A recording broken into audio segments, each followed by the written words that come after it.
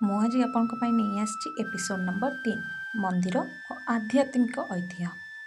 ଓଡ଼ିଶାକୁ କୁହାଯାଏ ମନ୍ଦିର ମାଳିନୀ ଭୂମି। ଏଠାରେ ପ୍ରତ୍ୟେକ ମନ୍ଦିର କେବଳ ଏକ ନିର୍ମାଣ ନୁହେଁ, ଏହା ହେଉଛି ଆମର ଭକ୍ତି, ଆସ୍ଥା ଓ ଐତିହ୍ୟର ଜୀବନ୍ତ ପ୍ରତୀକ। ଶ୍ରୀ ଜଗନ୍ନାଥ ମନ୍ଦିର। ଶ୍ରୀ ଜଗନ୍ନାଥ ମନ୍ଦିରରେ ମହାପ୍ରଭୁଙ୍କ ଦର୍ଶନ ପାଇଁ ଲକ୍ଷ ଲକ୍ଷ ଭକ୍ତ ପ୍ରତିବର୍ଷ ପୁରୀକୁ ଆସନ୍ତି। ରଥଯାତ୍ରାର ଭବ୍ୟତା ଓ ମହାପ୍ରସାଦର ପବିତ୍ରତା ଏହି ଧାମକୁ ଦେଇଛି ବିଶ୍ୱ ପ୍ରସିଦ୍ଧ ମହିମା। କୋଣାର୍କ ସୂର୍ଯ୍ୟ ମନ୍ଦିର। ସୂର୍ଯ୍ୟଦେବଙ୍କ ରଥ ଆକୃତିରେ ନିର୍ମିତ କୋଣାର୍କ ସୂର୍ଯ୍ୟ ମନ୍ଦିର ହେଉଛି ଶିଳ୍ପକଳାର ଏକ ଅଦ୍ଭୁତ ଉଦାହରଣ। ପଥରରେ ଖୋଦା ହୋଇଥିବା ପ୍ରତ୍ୟେକ ଚକ୍ର ଓ ମୂର୍ତ୍ତି ଆମ ପୁରାତନ ସଂସ୍କୃତିର ଗଭୀରତାକୁ ପ୍ରକାଶ କରେ। ପଶ୍ଚିମ ଓଡ଼ିଶାର ଆସ୍ଥାର କେନ୍ଦ୍ରବିନ୍ଦୁ ମା ସମଲେଶ୍ୱରୀ ମନ୍ଦିର। ମାଙ୍କୁ ସମ୍ବଲପୁର ଓ ସମଗ୍ର ଅଞ୍ଚଳର ଅଧିଷ୍ଠାତ୍ରୀ ଦେବୀ ଭାବେ ପୂଜା କରାଯାଏ।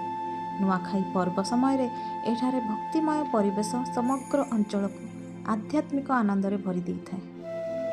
ଏହି ମନ୍ଦିରମାନେ କେବଳ ପଥର ନୁହେଁ, ଏହା ହେଉଛି ଆମ ଐତିହ୍ୟ, ଆମ ଆସ୍ଥା, ଆମ ପରିଚୟ। ଓଡ଼ିଶାର ପ୍ରତ୍ୟେକ ମନ୍ଦିର ଆମକୁ ଶିଖାଏ ଭକ୍ତିରେ ଅଛି ଶକ୍ତି, ଆସ୍ଥାରେ ଅଛି ଜୀବନର ଅର୍ଥ।